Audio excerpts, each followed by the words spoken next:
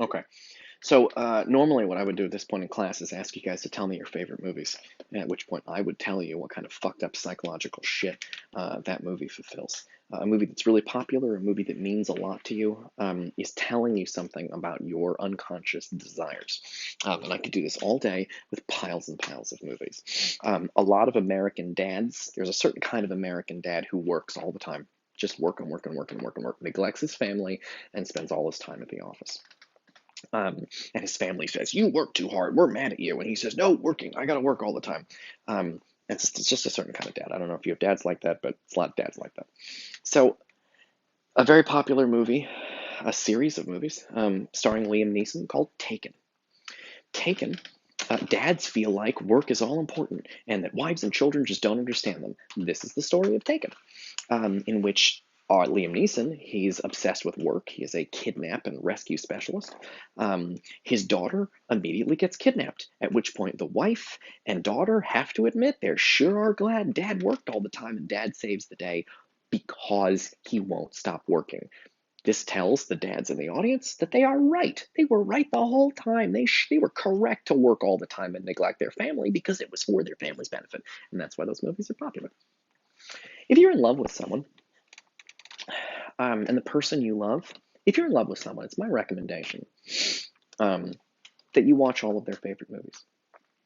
I think you should do that um, because people's favorite movies will tell you a lot about what they care about and what's important to them, and they might not even realize that. You can find out so much about people by looking at their favorite movies. I think a lot of them in heterosexual relationships, it's very common for men to be like, "I'm not watching that girly movie," or blah blah blah. They want to watch action movies or whatever, and sometimes women want to watch a movie where all the main characters are women, and a lot of men are like, "Oh, I'm not watching that. That's for chicks or whatever." That's my impression of hetero dudes. Uh, the point is that these movies, if you care about somebody, you should care about the movies they like because these movies are doing psychological work for them, and you ought to find out what that work is. Why does this movie matter to somebody? Um, and it can be as simple as a lot of movies, the characters get famous, and you like those movies because you want to get famous. Superhero movies. One of the reasons superhero movies are popular is a really simple fantasy, which is that everybody was a child, and when they were a child, everyone was weak, but they were when you're like a little kid, like you're a toddler, you're not strong. But the adults, your mom and dad, are strong. They seem like they can pick up anything, and you're a little kid, and you keep dropping stuff on the ground like a klutz. But everybody around you, all the adults, are so strong and powerful. Well, superhero movies make us all feel like kids again because we get to see people who are super strong and will protect us, just like you imagine when you're a toddler, mom and dad are super strong and will protect you. Um, by the way, Freud says that's what religion is. That when you were a kid, your dad seemed like he knew everything and he was strong and would protect you, and that gets replaced later in life by God the Father, who is super strong and will protect you. He thinks religion is a psychological idea that is basically designed by when you're a kid, you had a dad. Well, when you're an adult, you imagine a super dad, and that's God in heaven. So anyway, these are Freud's wacky theories, but I think they're interesting. One of the I'm gonna right below this clip. I'm gonna have a trailer for a movie called 300. So you might want to stop this video now and go down below and watch that trailer for the movie 300, and then come back up here and listen to my explanation. 300 is a movie my students love. It's an action movie. It's cool, a bunch of Greek soldiers, and they're fighting for freedom. And these bad guys, it's 300 Greek soldiers versus like a 1.4 million person army. And there's no way that this 300 soldiers are going to be able to defeat all these millions of guys, but they are able to hold them off and actually win the day. And that's the story of the movie 300. Most of my students like this movie, and they like it because it is an exciting, cool action movie. There's a lot of cool fighting, and everybody looks like badasses, and people yell cool things. There's a line where the bad guy Emperor says, he says, there are so many of us and so few of you. And he says, you're going to be defeated. He says, our arrows will blot out the sun, meaning so many arrows are going to be shooting at you, it's going to look like nighttime. And the lead, King Leonidas, says, then we will fight in the shade. Just a badass line. And then there's the famous, this is Sparta. So anyway, you'll see that in the trailer. So go watch the trailer and come back here.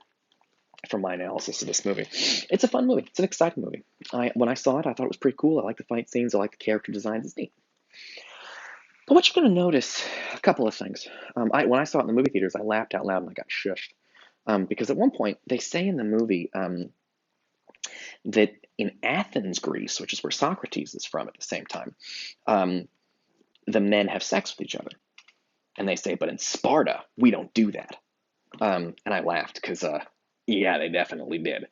Um, but the movie specifically says these men don't have sex with men, even though historically that's not true. Um, then the movie goes on, and when you watch the trailer, I'm gonna do an analysis, and I want you to watch the trailer again, and you tell me if I'm wrong. But here's what the movie is in a very fucked up way. And go watch the trailer. Go down below and see if I'm wrong. Where's the lie? 300 is a movie.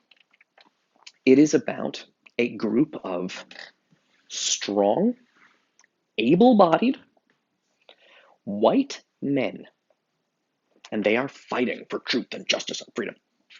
Okay. And the enemy. The enemy consists of a bunch of different groups all put together. But all the groups put together in the movie, there are, in the bad guy team, there are Middle Eastern looking guys, there are Japanese ninja looking dudes, there are Africans, black Africans, there are monsters, like just straight up giants and demon looking things. There, one of our guys, there's a guy who is physically disabled, and they say we don't take physically disabled people, and they kick him out. You can't join our group. He really wants to join them, and he's like, you're disabled, you're physically disabled, so you're a disabled person, so you can't be here. You're a person with a disability, so you can't be here. And they kick him out, so he joins the bad guys. So that means the bad guys consist of Japanese looking dudes, Middle Eastern looking dudes, African looking dudes, giant fucking monsters mixed in there, interesting, people with disabilities, uh, and gay people. You'll see real quick in the trailer, if you look, you see two women kissing. And the whole bad guy team is being led by a character who looks like a giant drag queen draped in gold and jewelry. He looks like a drag queen. He looks queer. There is some now people enjoyed this movie because it had cool fight scenes and because it's an exciting adventure. But I think that it's speaking to a very fucked up desire in the audience, which is fundamentally a racist one. It's a movie that the heroes are able-bodied, straight. Remember, they weren't straight in history. They changed them to straight people for this movie. Um, the movie is able-bodied, straight, white men fighting against an army that consists of everything that isn't an able-bodied, straight, white man. So it is women,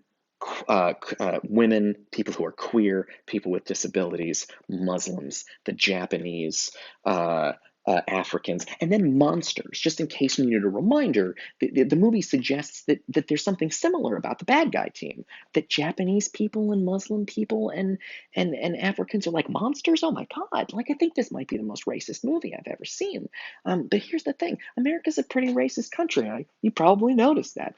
This is why the movie is popular because people they have these fucked up racist desires, and that's one of the reasons why people like this movie. Is because, and again, it's worth pointing out too that the movie came out in like 2006 or 2007. September 11th was very much on people's minds. And I think it really played into a belief that America, this is supposed to be this, people imagine it like it's a white country. It's not. But that's how it is in their imagination. And they imagined it with these foreign invaders, and here comes a movie in which a bunch of straight, able-bodied white guys have to face foreign invaders from Africa, the Middle East, and Japan, led by a giant drag queen. And there's also gay people and women and people with disabilities. Everybody that isn't a straight white guy is the enemy because America is a fucked up racist country. So anyway, I hope I ruined that movie for you. And go watch that trailer again and tell me where's the lie. And that was fun. I really enjoyed making this video. I'll see you guys next time.